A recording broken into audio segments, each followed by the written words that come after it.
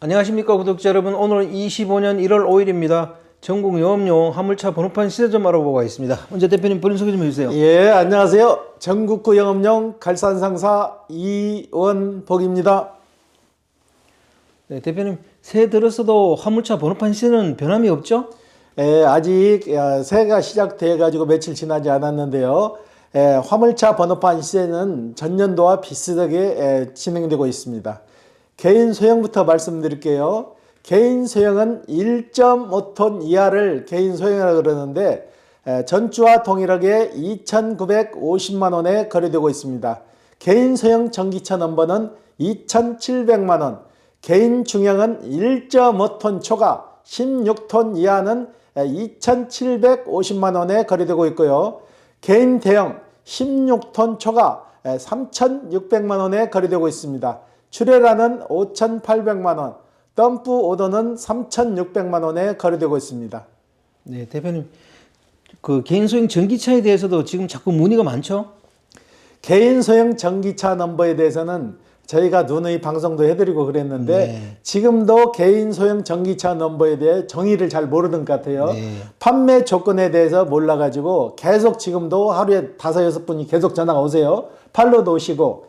개인 소형 전기차 넘버는 팔 수 있는 것과 없는 것 두 종류가 있어요. 네. 팔 수 없는 것은 지자체에서 개인 소형 전기차가 나왔을 때 무상으로 전기차 넘버를 받은 거. 네. 이거는 사업이 종료되면 지자체에 반납을 해서 감차 처리를 하는 거예요. 네. 그리고 차만 개인 소형 전기차 넘버는 차만 개인 앞으로 다시 빼가지고 나올 수 있는 거고, 개인 소형 전기차 넘버 팔 수 있는 것은 기존의 디젤 차나 LPG 차량에 붙어 있는 넘버를 본인이 돈 주고 구입을 해서 전기차에 부착한 넘버, 그 넘버는 팔 수가 있는데 그 넘버 같은 경우는 핸디캡이 좀 있어요. 일단은 개인 소형 전기차 넘버로 장착이 되게 되면은 다음부터는 LPG나 디젤 차량으로 못 넘어오는 거죠. 전기차는 전기차로밖에 가지 못하기 때문에 금액도 좀 싸게 매매가 되는 거예요. 네. 예. 대표님 제가 최근에 그 질문 받은 게 하나 있는데요. 1톤 차에다가 하얀 번호판 단 거 있잖아요. 예. 이것도 개인 소형 번호판으로 팔 수 있냐 이런 질문을 받은 적이 있습니다. 그거에 대해서 설명 좀 해주세요. 이거는 팔 수가 없는 조건이, 이건 영업용이 아니잖아요. 네. 차 자체는 팔 수가 있어도 번호로는 팔 수가 없는 게, 네. 이거는 자가용인데 어떻게 번호를 팔 수가 있어요. 이거는 말 그대로 자가용 개념으로 보셔야 되는 거지. 영업용 같은 경우는 앞에 문구가 붙잖아요. 아, 바, 사, 자, 아가 붙어가지고 영업용이라는 게 표기가 되는 거예요. 네. 그 표기가 안 되고 단순히 자가용은 자가용으로밖에 판매가 안 되는 거죠. 네네. 예. 판매되는 번호판은 노란색이잖아요, 그죠? 그렇죠. 그리고 맨 앞에 그 지역이 붙어요. 인천 같은 경우는 인천 85, 아, 바, 사, 자가 붙는다고. 네. 서울 같은 경우에도 서울 매세, 아, 바, 사, 자가 붙죠. 전국 어디나 다 영업용 고유 번호가 부착돼야만이 사고팔고가 가능한 거예요. 네. 하얀 번호판은 말 그대로 자가용이기 때문에 차만 팔 수 있는 거죠. 네. 예. 대표님 다음 주 화물차 번호판 시세 전망을 어떻게 보세요? 다음 주도 화물차 번호판 시세는 역시 동일하게 진행될 것 같아요. 오름세도 없고 내림세도 없고 당분간은 이 추세가 지속될 것 같아요. 네. 예. 원래 화물차 번호판은 겨울에는 조금 하락하는 편인가요? 동절기에는 11월 중순부터 2월 달까지는 원래 좀 빠지거든요. 네. 그런데 지금은 빠지고 뭐 들어갈 것도 없어요. 경기 자체가 없으니까 그냥 가지고 현상 유지에 가는 거죠. 예. 그리고 뭐 경기가 좋아질 것도 없고 또 화물업계에 큰 이슈도 없잖아요, 그죠? 그렇죠. 요즘 다 돌아가지고 젊은 층들이 새 차로 뽑아가지고 가신 분들이 6개월 딱 채워가지고 오시는 분들이 요즘 좀 많아요. 네. 이분들은 일을 시작할 때 너무나 단순하게 시작하신 거예요. 네. 아무 생각 없이 누가 해서 돈 된다더라 하니까는 무조건 달라들어서 시작을 했는데, 이분들 같은 경우는 사전 지식도 좀 가지고 경험 좀 쌓고 오셔야 되는데 아무 준비 없이 갖고 1톤 차가 덜렁 사가지고 가가지고 일을 나가셔가지고 앱을 받아가지고 이제 앱에서 오다를 받아갖고 일을 갔는데 일이라는 게 수작업도 있고 지게차, 상하차도 있는데 너무나 단순하게 생각하시는 거예요. 전부 다 지게차로 실어줘가지고 밥 먹고 그냥 가서 내려주고 오면 되는 줄 알았는데 수작업도 50% 이상 나오는데 너무나 단순하게 생각하셨다가 수작업에 걸리니까 가서 일해보니까 아유 이건 아니다. 수작업 너무 힘들고 못하겠다 해서 오시는 분들이 너무 많아요. 그 정도 각오 없이 이걸 시작을 했다는 그 자체가 잘못된 거죠. 네. 대표님 이왕 얘기 나온 김에 화물업계에 진입하셔서 실패하는 사람들의 특징에 대해서 좀 말씀 좀 해주세요. 단순하게 너무나 과대치를 잡고 오는 거죠. 네. 누가 얼마 벌었다더라 그러니까 그 사람 따라서 과대치를 너무 높게 잡는 거죠. 높게 잡고 일이라는 것은 본인 입맛에 딱 맞는 일만 있는 게 아니에요. 네. 금액도 높은 게 있고 적은 것도 있고 짐이라는 것도 무거운 짐도 있고 가벼운 짐도 있고 손으로 일일이 다 싣고 손으로 내려주는 짐도 있고 지게차, 상하차 짐도 있는데 다 쉽게만 생각하는 거예요. 네. 다 누가 실어주고 내려준다는 개념으로 생각해서 오시는 분들이 너무 많아요. 그래서 처음에 일을 가셔가지고 딱 그런 짐에 걸리니까는 손들어 버리는 거죠.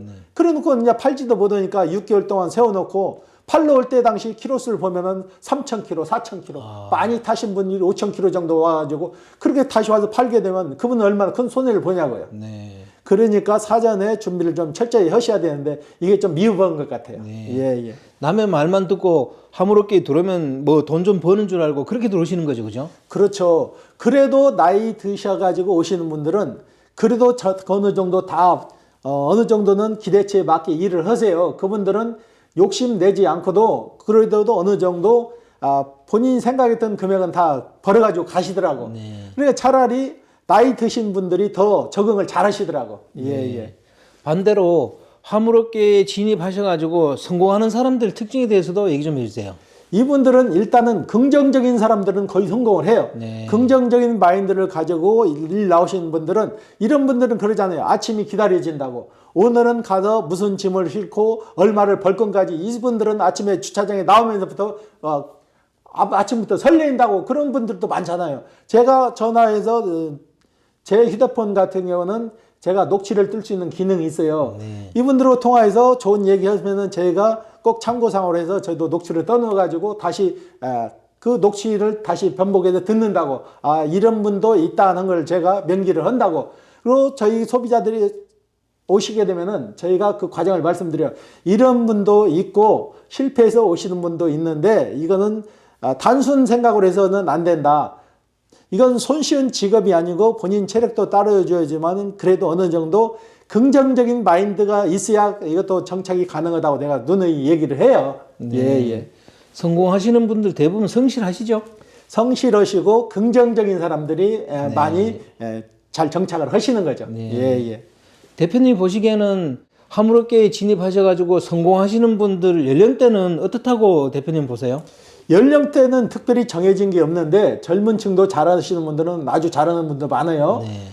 본인들이 차를 사가지고 가가지고 하루에 얼마 벌었다고 제가 물어보지 않아도 저희 사무실에 와서 수시로 얘기를 해요.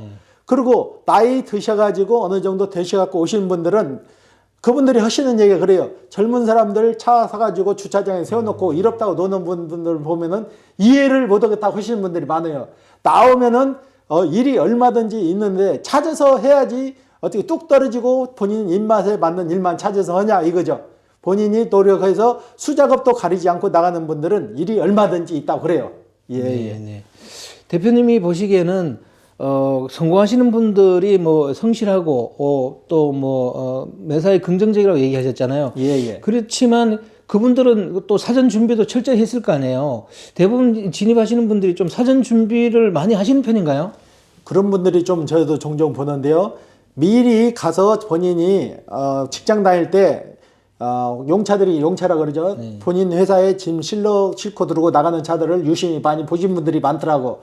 봐가지고 그분들하고 교류를 많이 하신 분들이 있어요. 그래가지고 사가지고 나올 때 그분들한테 도움도 받으시는 분들이 있고 저희한테 선탑을 요청해갖고 선탑해가지고 이러는 방법을 배워갖고 나온 사람들은 그래도 정착을 잘 하세요. 그런 분들이 좀 많아요. 네. 그러면 새해 들어가지고 화물업계에 진입하시는 분들은 사전에 뭘 준비를 해야 될까요? 일단은 본인이 긍정적인 마인드가 있어야 되죠. 본인이 그러고 손쉬운 일만 찾아서 한다고 하는 그런 개념으로 오시고 한꺼번에 목돈을 생각하신다면은 이 화물은 한꺼번에 목돈이 생기는 게 아니에요. 한 집 만 집 실어 날려서 금액을 맞추는 거기 때문에 성실하지 않고 본인이 게으르신 분은 아예 화물업계 진입 안 하시는 게 이분한테는 도움이 되고 차라리 어디 가서 알바하시는 게 더 나으실 거예요. 예. 마지막으로 화물업계에 들어오시는 분들이 아무것도 모르는 분들이 있잖아요. 그런 분들은 어떻게 해야 되는지 그 대처 방안에 대해서 조언 좀 해주세요. 본인 의지만 가지고 있다고 해서 이 화물은 절대 되는 게 아니에요.